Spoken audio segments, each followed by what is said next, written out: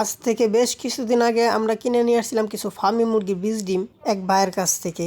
আমরা চিন্তা ভাবনা করছি এগুলো ডিম দিয়ে আমরা বাচ্চা উৎপাদন করব। আর আজকে আপনাদেরকে জানাবো মেশিনে বসানোর আগে আমরা কি প্রস্তুতি নেই। প্রথমে একটি বুলের মধ্যে পানি নেই, পানির মধ্যে স্যাভলন দিয়ে মিশিয়ে নেই। তারপরে যতগুলো ডিম আসছিল সবগুলো ডিম পানির মধ্যে দিয়ে ভালো করে মিশিয়ে ধুয়ে নিই। আর ধোয়ার কারণ হচ্ছে ডিমের মধ্যে যদি কোনো ভাইরাস না থাকে। আর ধোয়ার পরে আমরা একটা মার্কার নিই, মার্কারটা নিয়ে আমরা ডিমের দুই সাইডে একদিকে ক্রস আরেকদিকে গোল করে চিহ্ন দিয়ে দিতেছিলাম। পরে আমরা আমাদের মেশিনের কাছে যাই এবং জীবাণুনাশক স্প্রে করে দিই যদি ভিতরে কোনো ধরনের ভাইরাস না থাকে। আপনারা চাইলে আবার বায়োডিন বেট পানির সাথে মিশিয়ে ব্যবহার করতে পারেন, এটা ভেটেরিনারির দোকানে পেয়ে যাবেন। তারপর আমরা এক একটা ডিম ভালো করে চেক করে মেশিনের ভিতরে দিচ্ছিলাম। দেওয়া শেষ করে ঠিক এরকম দেখা যায়।